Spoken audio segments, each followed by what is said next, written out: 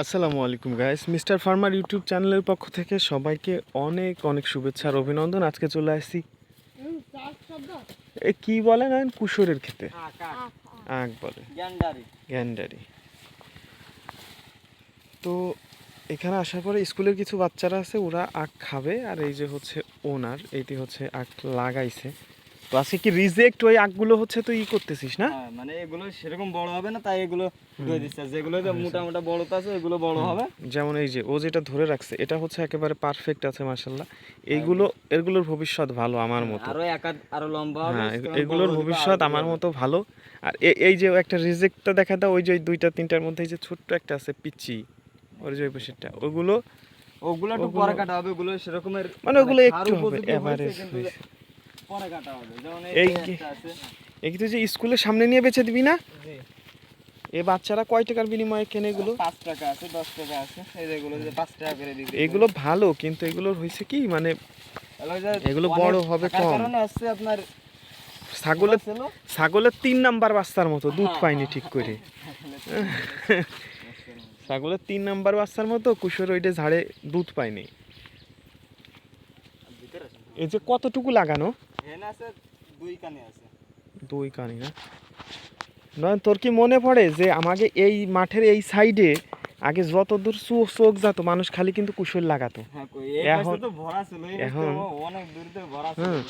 Guys, এখন আমি দেখাইতে পারতেছি না বিকজ এখন হচ্ছে পাটের সিজন।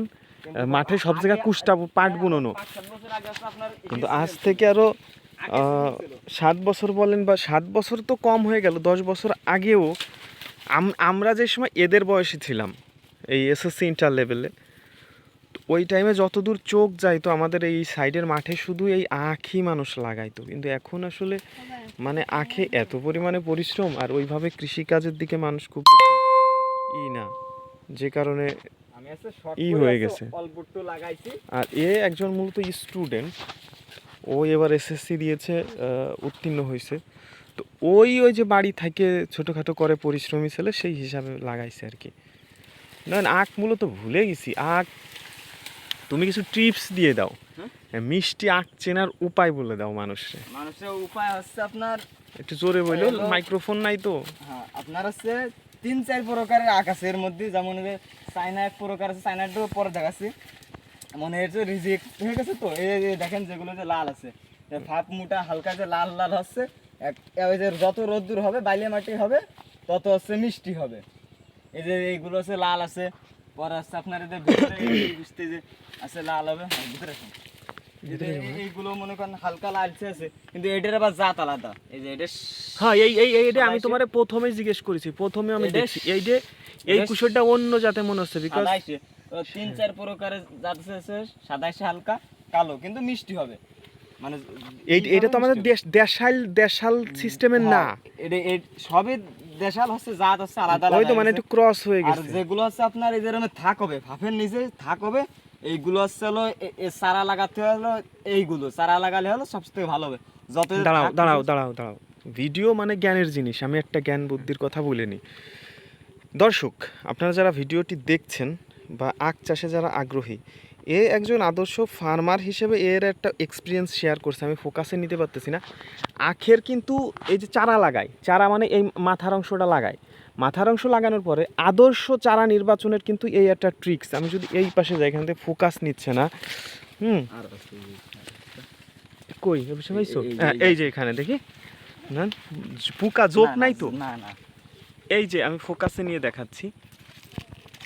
এই যে এখানে দেখেন আখের ইটা, এই যে এদের স্ট্রাকচার কিন্তু সমান না। এখানে কিন্তু দেখবেন প্রত্যেকটা স্টেপে একটা থাক আছে।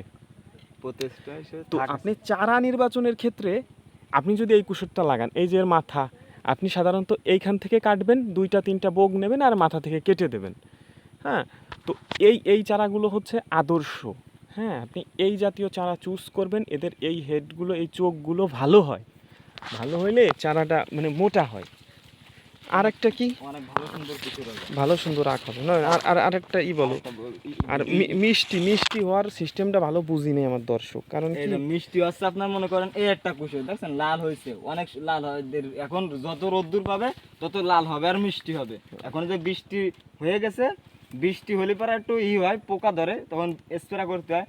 আর যেগুলো যে আখের এসে বোক বাড়ে গেছে, বোক আসছে, আমি কালকে পাতা ভাঙছি করছি, এই মাথা থেকে যেগুলো হচ্ছে আপনার বোক বোক ভেঙে বাড়ে দিতে যায়, হয়। বোক বাড়ে যায়, ওইগুলো চারা লাগালে পরে কুসর হয় না। আর হচ্ছে আপনার এই যে পোকা ধরে, পোকা ধরলে পরে অনেক সময় ছোট কালের থেকে বীজ দিতে হয়, 3-4 বার স্প্রে করতে হয়। তখন এই যে রিপকট নামে একটা বিষ আছে, স্প্রে আছে, ওইটা দিতে হয়। ওইটা দিলে পরে ভালো হয়। আর পাতা বেশি রাখা যাবে না, আমার হচ্ছে পাতা ভাঙে ভাঙে এই রাখছি। যে আখের এই যে সমস্যাগুলো, হ্যাঁ, এটা হচ্ছে এগুলো আপনার কি ওষুধে দিতে হবে? রিপকট। রিপকট আর হচ্ছে আপনার রিপকট ব্যবহার বিধি কি কেমনে দেবে? ওই হচ্ছে আপনার মিলি হিসাব করে দিতে হবে, যে ভুই আন্দাজ করে দিতে হবে। আপনার এই 100 টাকার ফাইলটা পাওয়া যায়, একটা 80 টাকার একটা ফাইল পাওয়া যায়। ওই 100 টাকার ফাইল হচ্ছে মনে করেন একবারে গুলায় দিলি পারা। এদিকে আসো, আমি তোমার একবারে দেয়া যাবে। রিপকটের এটা বুঝলাম। এইখানে আরেকটা দেখছি, এই যে বিষয়টা হয়েছে কুশোরের মাঝখানে গুড়া নিচে, আর এই যে মাঝখান দিয়ে শিকড় জ্বালায় গেছে, শিকড় হচ্ছে আপনার হচ্ছে এইটা কি সমস্যা? বৃষ্টি হয়েছিল, বৃষ্টি হওয়ার কারণে আমি পাতা ভাঙতে পারি নাই। বৃষ্টির মধ্যে পাতা না ভাঙার কারণে এই জায়গা অনেকটা পাতা হয়ে গেছিল। এই কারণে এই জায়গা হচ্ছে আপনার পোকা ধরে গেছে, বৃষ্টির পানির ভিতরে ছিল, সেই জন্য হচ্ছে পোকা ধরে গেছে। এইটা মেজর কোনো সমস্যা না, এই যে এরকম পাতা থাকার কারণে ওই বৃষ্টিতে এর মধ্যে পানি যাইয়ে, হ্যাঁ, পানি যাই শিকড়- কিন্তু ওই যে এই যে উপরে শিকড় জ্বালা গেছে না? উপরে কিন্তু আবার এমনি ভালো আছে, এমনি healthy কুশি আছে। 2-1 ভাবে একটু নষ্ট হয়েছে, কিন্তু ওটাতে ভিতর থেকে ব্যাপার না। ঢেলাইতে উপরতে খাওয়ার মতোই আছে। ঠিক আছে, গুড শট। ভিডিও বেশি বড় বানাবো না, এই পর্যন্তই থাকলো।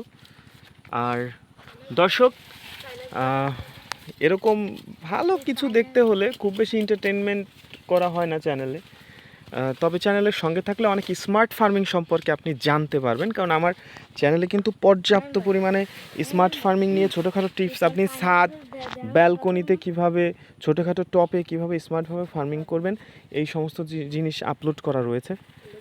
So welcome to my channel. আর যারা আনফর্চুনেটলি চলে এসেছেন তারা দয়া করে সাবস্ক্রাইব করে যাবেন। দেখা হচ্ছে নেক্সট কোনো ভিডিওতে, ততদিন আপনার সুস্থতা কামনা করছি। Thank you so much.